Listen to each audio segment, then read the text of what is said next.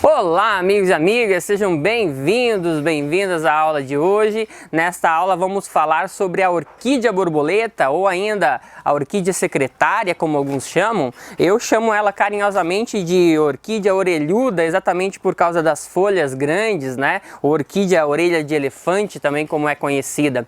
Uma orquídea maravilhosa que com certeza vocês devem ter aí em casa, já ganharam de presente e com certeza, né, quem nunca matou uma orquídea dessas. Eu acredito que todo mundo já já teve esse problema, né, de estar errando a mão com essas orquídeas. Mas a partir de agora você nunca mais vai errar a mão no cuidado dessas orquídeas, porque eu vou ensinar para vocês as técnicas que eu utilizo aqui em casa, né, e todas as técnicas são especificamente para essa orquídea aqui. Então são técnicas exclusivas para esse tipo de orquídea, né, uma orquídea maravilhosa que tem uma floração duradoura, dura meses e que compensa a gente ter, né, em nossa coleção, tá bom? Então, para a gente falar dessas orquídeas, primeiramente nós temos que entender o seguinte, né, que são orquídeas epífitas, tá?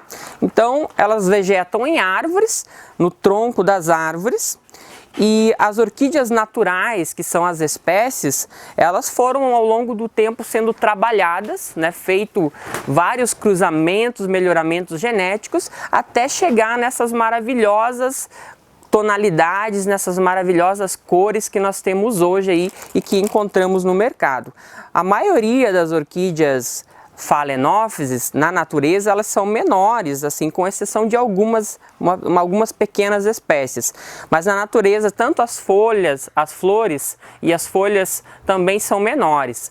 E para a gente ter ideia, a haste delas, é pendente, né? Então a gente não consegue essa haste para cima aqui, mesmo tendo o arqueamento. Então são plantas diferentes de cultivo, mas as mesmas técnicas que eu vou ensinar para essas aqui, vale também para as espécies, que eu tenho certeza que vocês vão querer adquirir depois que vocês aprenderem como cultivar bem essas plantas. E vale muito a pena ter uma espécie também, porque a gente aprende a genealogia de toda a formação histórica, né, da planta, de toda a parte genética da planta ali, até chegar a essas maravilhosas flores como a gente tem aqui, tá?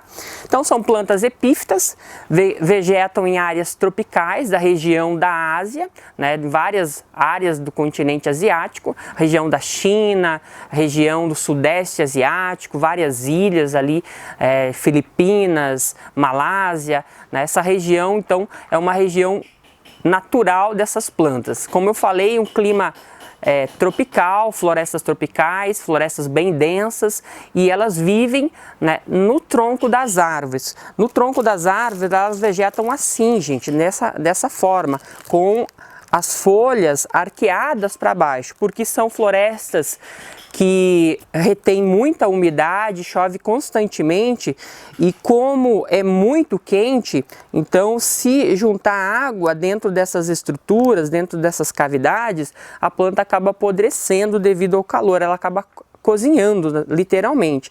Então elas vivem dessa forma, com a estrutura do rizoma crescendo basicamente para baixo. Embora seja uma planta monopoidial, né, ela se adaptou a esse ambiente, né, muito quente e muito úmido. Embora essas plantas gostem de bastante calor, né, resistam a temperaturas altas, elas não gostam de sol direto em suas estruturas, em suas folhas. Se pegar sol, acaba acontecendo isso aqui, ó, né? Acaba amarelando, causando queimaduras, e essas queimaduras podem evoluir até mesmo para necrose e a morte da planta, né? A morte da folha ou da planta.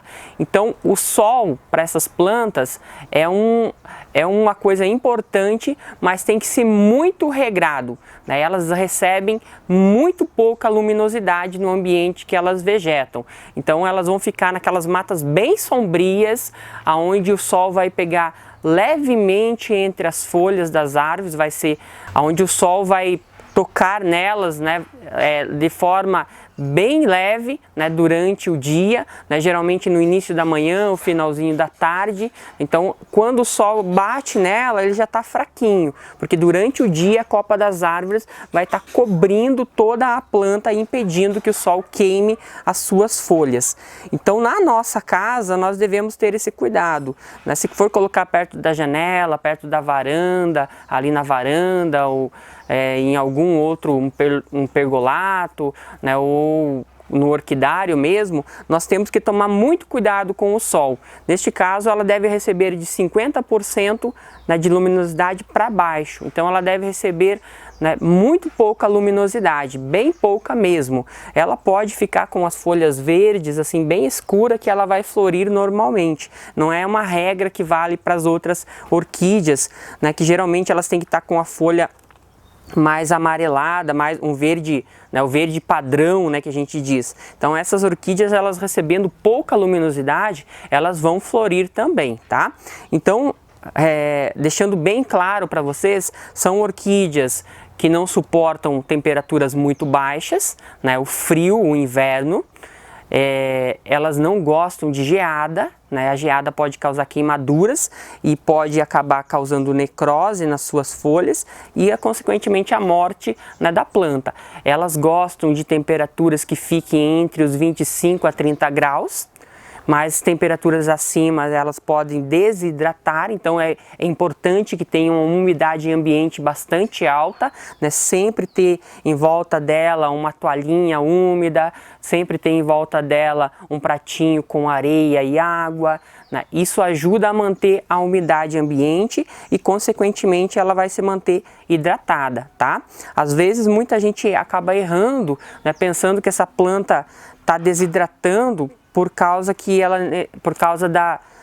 do calor, e acaba molhando ela demais e acaba fazendo com que as raízes apodreçam. As raízes dessas orquídeas são muito, mas muito sensíveis. Elas são muito frágeis mesmo, tá? Então, quando a gente compra essas orquídeas, elas geralmente vêm assim, né? Vêm embaladas em um enfeite, né? Elas vêm com um cachepozinho ali, bonitinho, com um enfeite ali, a gente coloca lá na nossa sala, coloca no nosso escritório, né, para enfeitar. Então vem as flores ali bonitinha e tal, dali 2, 3 dias, né, as flores começam a murchar, a planta começa a amarelar as folhas, né, e você não consegue perceber o que está acontecendo com a planta. Então, quando a gente compra essas orquídeas e elas vêm assim, a primeira coisa que nós devemos fazer é tirar ela desse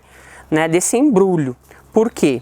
Porque aqui dentro vai aumentar a temperatura, vai criar uma estufa aqui, se tiver umidade vai criar mofo e vai fermentar, né? Vai causar uma fermentação. Esses mofos eles vão se multiplicar, os fungos eles vão se multiplicar e vão atacar as raízes.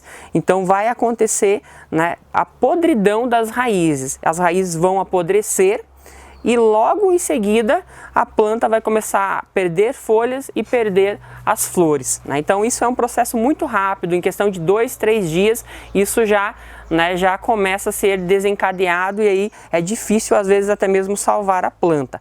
Então você comprou essa planta, a primeira coisa que você faz, tira ela desse enfeite, tá? Primeira coisa que deve fazer. Logo em seguida, você vai observar o substrato que ela veio, né? Que tipo de substrato que ela veio cultivada? É fibra de coco, aquela fibra bem fininha, tipo uma palhinha? É chip de coco, né? Que é isso que tem aqui? Deixa eu ver, vou colocar para vocês aqui. Então, ó, isso aqui é chip de coco, já vou mostrar melhor para vocês. É casca de pinos? É esfagno? Tem que ver que tipo de substrato que ela está vindo. Se for um substrato que retém muita umidade, vocês devem retirar essa planta e replantar, tá? Se for a casca de pinos, como é nesse caso aqui, ó, vocês podem até deixar, tá? Podem até deixar assim, não precisa fazer o replante. Mas uma coisa é importante observar: os orquidários comerciais, eles trabalham em grande escala, e quando a planta ela vai se desenvolvendo, eles plantam ela num plugzinho, que é uma espécie de uma esponjinha. Então eles colocam o rizoma, as raizinhas, em volta de um plug, né? A raiz fica assim, ó, né? Junto com um pedacinho do rizoma. Então ela fica em volta num plug que retém muita água, como se fosse uma esponjinha. E quando ela cresce e eles vão mudar de vaso, eles não tiram esse plug. Eles já replantam junto, né, com o novo substrato. E o plug fica aqui no meio. Dentro do orquidário, onde tem o controle de umidade, né, de temperatura ideal, essa planta não morre. Mas quando a gente traz para casa, a gente não tem os mesmos cuidados que o orquidário. Então, às vezes, a gente molha e essa planta rapidamente apodrece a raiz. Por quê? Porque tem um plug aqui dentro. Dentro da estrutura vai ter um plugzinho enrolado nas raízes que vai retendo muita umidade. A gente observa que por fora as raízes estão secas, mas lá dentro está encharcado de água, né? E vai ser bem aonde que vai entrar em contato aqui com o rizoma, né? Aonde vai acontecer o processo de ataque dos fungos, né? A parte mais sensível da planta é essa estrutura aqui, o rizoma, tá? Então o que nós devemos fazer? Como eu já falei, nós devemos retirar essa planta, como eu vou fazer aqui.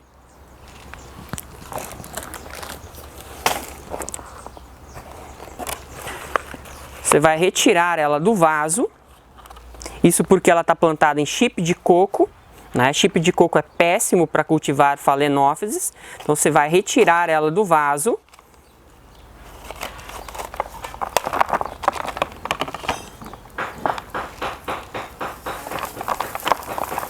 Retira toda, ó, era o que eu estava falando aqui, ó, gente, já deu para observar, já vai dar para observar aqui, ó. Já vou mostrar para vocês o que eu estou falando.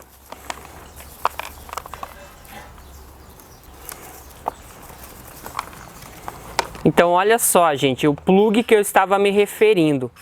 Esse plug aqui, ele retém muita umidade. Então, a gente molha a orquídea e às vezes ela seca por fora, mas aqui no miolinho está muito úmido. E isso aqui acaba causando a proliferação de fungos, de bactérias que vão atacar as raízes. Então, a gente deve tirar isso daqui, tá? É bem fácil de tirar, é uma fibra, não sei bem do que ele é feito, mas ele é uma espécie de uma fibra que retém muita umidade e que causa danos em nossas orquídeas. Ó, né, rapidamente tirei aqui. Isso vai acontecer com praticamente todas as FAO, né, elas vêm replantadas dessa forma.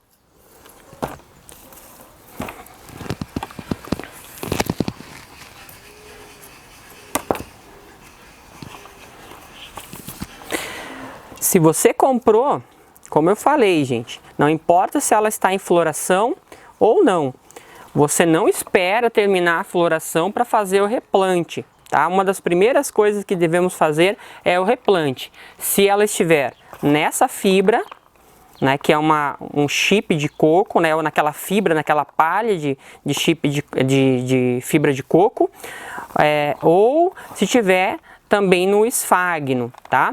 Caso você queira também observar, né, fazer o replante, mesmo que ela esteja plantada na casca de pinos, pode fazer o replante, não vai ter problema nenhum. E é até importante que faça o replante para garantir que não vai ter o plugzinho aqui no meio. Esse plug, né, nas indústrias é muito utilizado para ajudar no crescimento e reter umidade, mas para a gente isso aqui causa um sério problema, né, se não a curto prazo, a longo prazo. Então a gente tirou, né, vamos fazer o replante agora. O replante pode ser feito até mesmo no mesmo vaso. Eu vou utilizar aqui um vaso um pouco maior.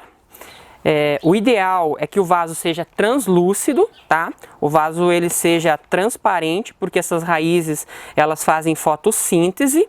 É importante que o vaso ele seja transparente, né? Porque essas raízes elas realizam fotossíntese. Porém, o meu vaso ele é um pouco pequeno, ele é mais para catleias, para vandas aqui. Então eu vou fazer nesse mesmo vaso, tá? Se não tiver, pode ser feito nesse vaso, não vai ter tanto problema, mas de preferência o vaso que seja translúcido, né? O vaso transparente. Então, como que nós devemos plantar essas orquídeas? Né? É super fácil, gente. Então, vamos lá. Tirou daquele substrato ruim, né? Pega o vaso, acomoda as raízes. E essa planta ela deve ficar levemente arqueada para frente, tá? Então você vai acomodando ela para que ela fique arqueada para frente. O substrato que nós vamos utilizar é um substrato bem diferente, que não retém umidade. É um substrato feito à base de casca de pinos, pedra brita e carvão. 60% de casca de pinos, 20% de pedra brita e 20% de carvão. Garante uma boa drenagem e a gente pode molhar elas mais vezes, evitando, né, que elas apodreçam. Então a gente vai fazer o replante aqui. Vai acomodando o substrato.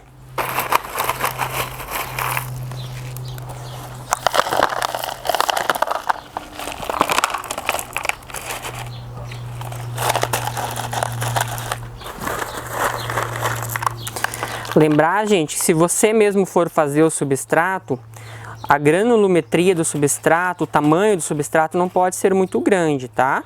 Então o substrato ele tem que ser um substrato fino, não pode ser um substrato muito grosso. E se você for comprar o substrato, lembra sempre de esterilizá-lo, de fazer a limpeza do substrato.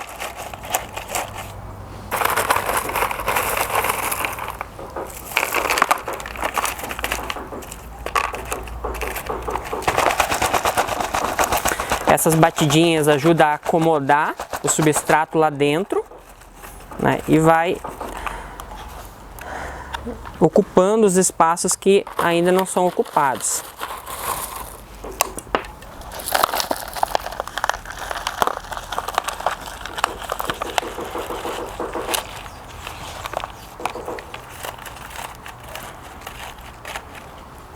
Se você tem esfagno,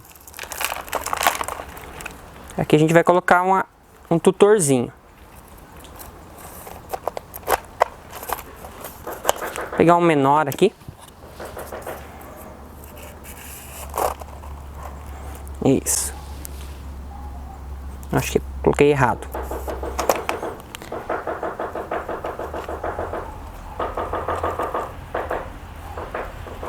Até a planta se firmar bem, é bom ter um tutorzinho que ajuda a manter a planta mais firmezinha, ó. Ela ficou bem arqueada para frente, não vai juntar água nessa estrutura aqui, não vai ter risco de apodrecer, né? Então isso é importante, que ela fique caidinha para frente. Se você achar interessante, né, você pode colocar um pouquinho de esfagno nessa parte aqui. Esse aqui tá seco, né? Então ele vai ficar meio feio e eu não preparei o espaço para colocar, né?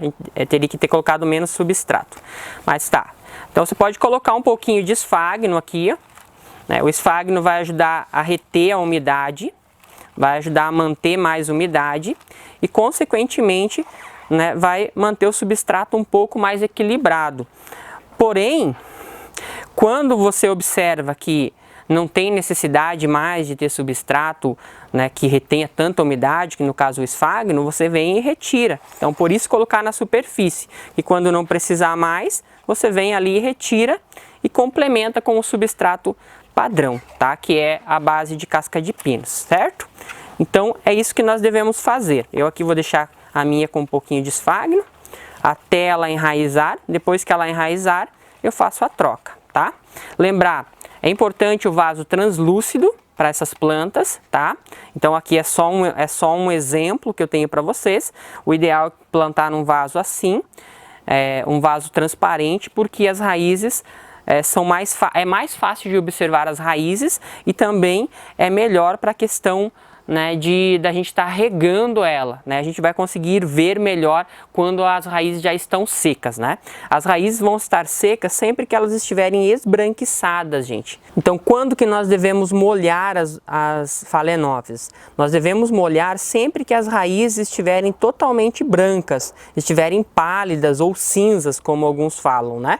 Isso significa que a orquídea ela está sem umidade no substrato. Então a gente vai, coloca lá embaixo ela da torneira, com o jato de água, né, com um copo, né, nunca dentro do balde, né, sempre coloca ela embaixo da torneira ou faz o jato ali ou com um borrifador. Dá o jeitinho de vocês aí para molhar, tá? Mas nunca colocar dentro do balde, porque se às vezes você tem 10 plantas e coloca todas elas dentro, né, do balde, deixa uma, depois a outra, você pode acabar passando fungo de uma para outra.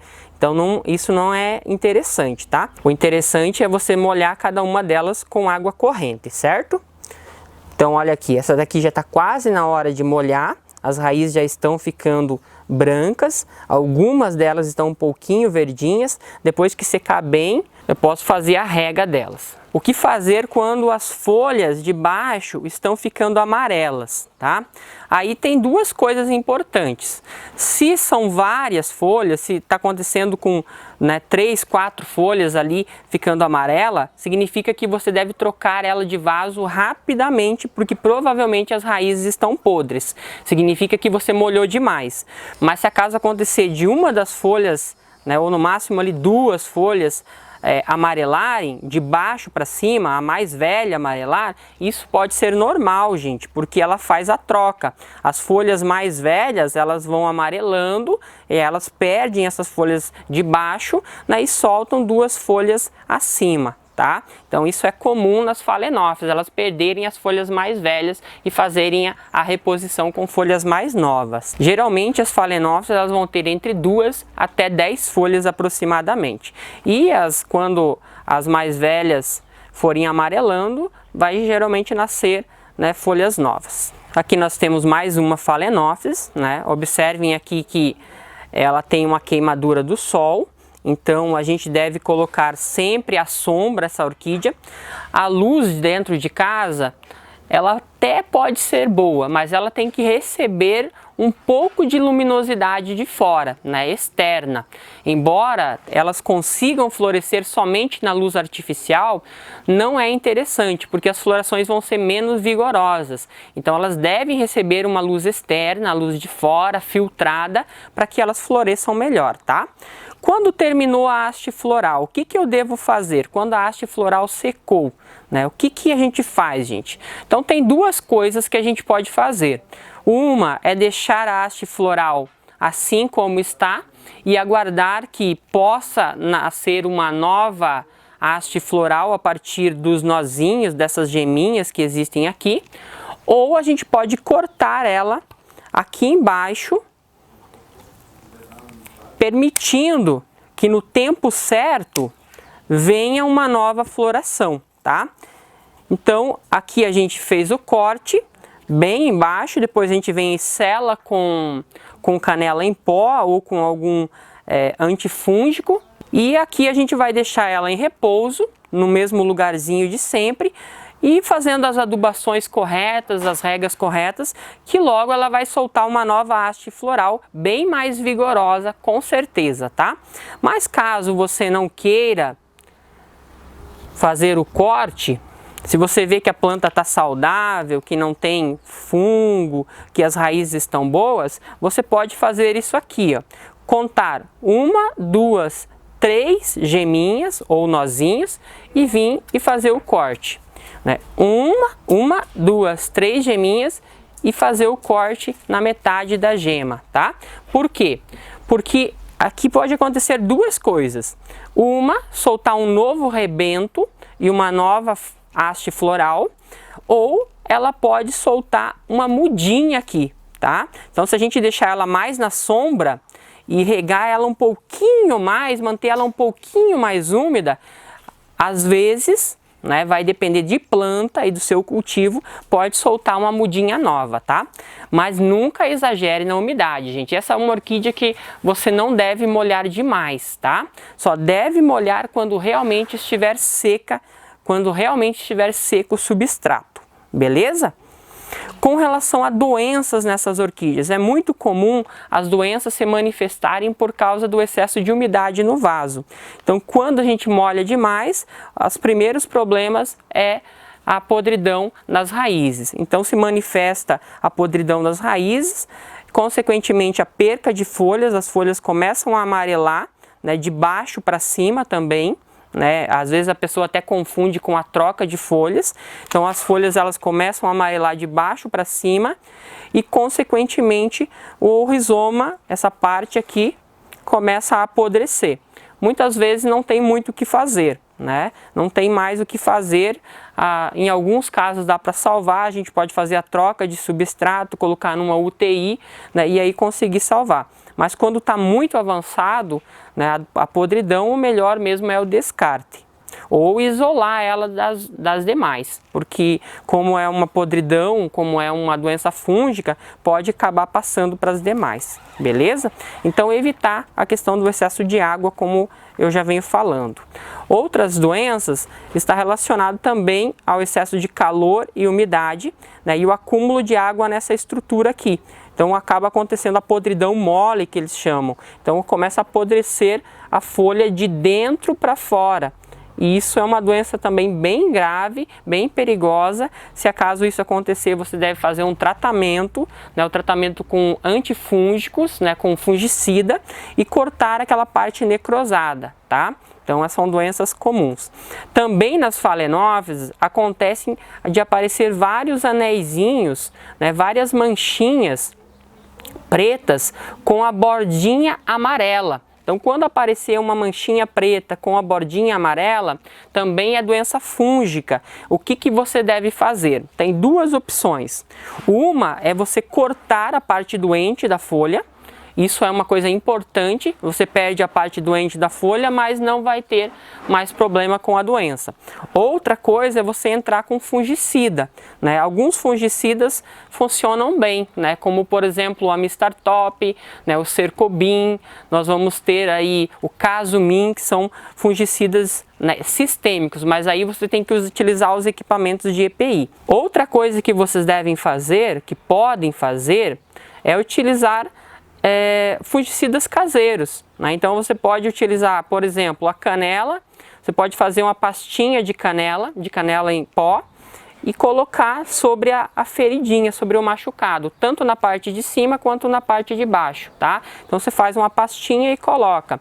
O leite de magnésio também pode ser colocado, que também são antifúngicos. O que esses produtos eles vão fazer? Eles vão quebrar o pH, né, do fungo e vão acabar matando ele. Então, gente, resumindo a aula, essas plantas, elas gostam de locais de boa sombra, luminosidade filtrada, elas devem ser regadas sempre que o substrato estiver totalmente seco, o vaso para elas deve ser um vaso translúcido, a adubação deve ser a adubação que a gente faz com as demais orquídeas que eu já ensinei, né, nas demais aulas. Vocês podem adubar com adubo NPK 20-20-20, né, ou vocês podem adubar elas semanalmente com doses homeopáticas de adubos com macros e micronutrientes. Outra coisa importante, essas plantas, elas em floração não devem ser mexidas, né, de local. Então se você coloca ela em cima da mesa, é importante que ela fique sempre na mesma posição, e no seu local também de cuidados, ela sempre tem que ficar na mesma posição. Então ela não pode você mudar ela aqui, de repente mudar ela aqui, mudar ela para cá. Você sempre tem que deixar ela na mesma posição, porque é daquela forma que ela está acostumada já, é daquela forma que ela vai se desenvolver melhor, tá bom? Então é isso, gente, a aula de hoje termina por aqui, né? Se vocês ficaram com alguma dúvida, vocês podem deixar nos comentários que eu estarei prontamente respondendo, tá bom? Tchau, tchau, gente!